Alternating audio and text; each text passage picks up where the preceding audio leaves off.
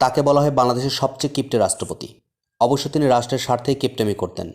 রাষ্ট্রপতি হয়েও তিনি খুব সাধারণ আর সাদামাটা জীবনযাপন করতেন। নিজের প্রয়োজনীয় রাষ্ট্র অর্থ তিনি খরচ করতেন না। এমনকি বিদেশে অবস্থানরত নিজ পুত্রের সাথে টেলিফোন যোগাযোগের অর্থটাও তিনি নিজ পকেট থেকে মেটাতেন।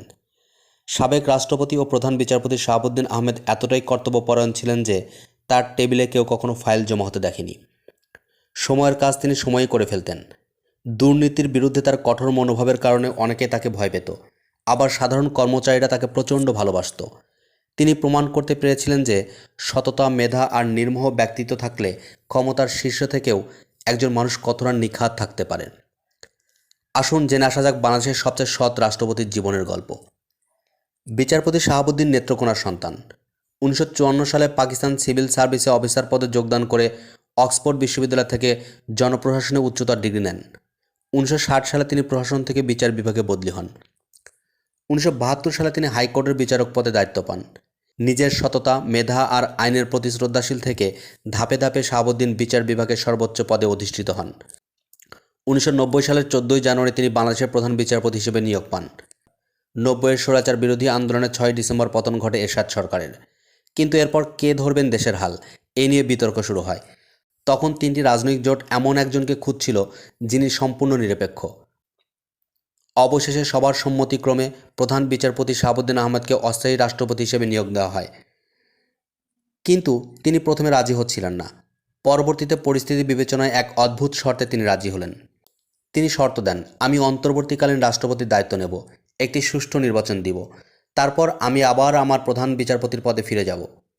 শর্ত অনুযায়ী তিনি অন্তর্বর্তীকালীন সরকারের রাষ্ট্রপতি হিসেবে দায়িত্ব গ্রহণ করেন এবং দেশের ইতিহাসে প্রথম নির্দলীয় তত্ত্বাবধায়ক সরকার গঠন করেন এবং খুব স্বল্প সময়ের মধ্যে প্রশাসনকে নিরপেক্ষভাবে সাজিয়ে 1991 সালের 29 ফেব্রুয়ারি একটি অবাধ ও সুষ্ঠু নির্বাচন উপহার দেন। এই সময় তিনি বিতর্কিত বিশেষ ক্ষমতা আইন সংশোধন করে সংবাদপত্রের স্বাধীনতা ফিরিয়ে দেন।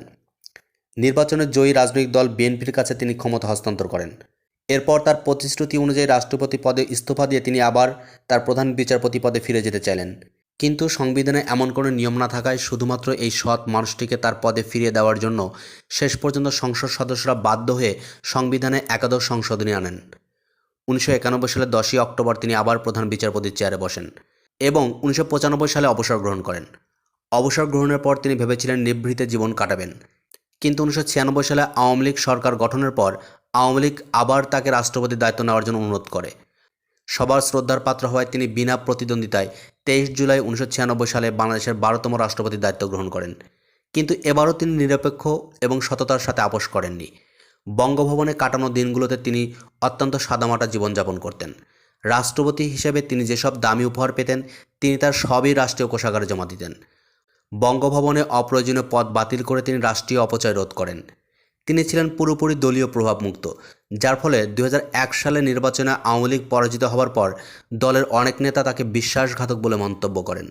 এর জবাবে তিনি তার সেই বিখ্যাত আক্ষেপের কথা বলেছিলেন, তাদের কথায় সায় দিলে আমি ফেরেশতা, না দিলে শয়তান। 2001 সালে রাষ্ট্রপতির মেয়াদ শেষ হওয়ার পর তিনি আর কখনোই কোনো রাজনৈতিক বা রাষ্ট্রীয় অনুষ্ঠানে যাননি। রাজধানী গুলশানে একদম নিভৃত ও নিঃসঙ্গ জীবন কাটিয়েছেন। 2022 সালের 22 মার্চ 92 বছর বয়সে তিনি না ফেরার দেশে পাড়ি জমান।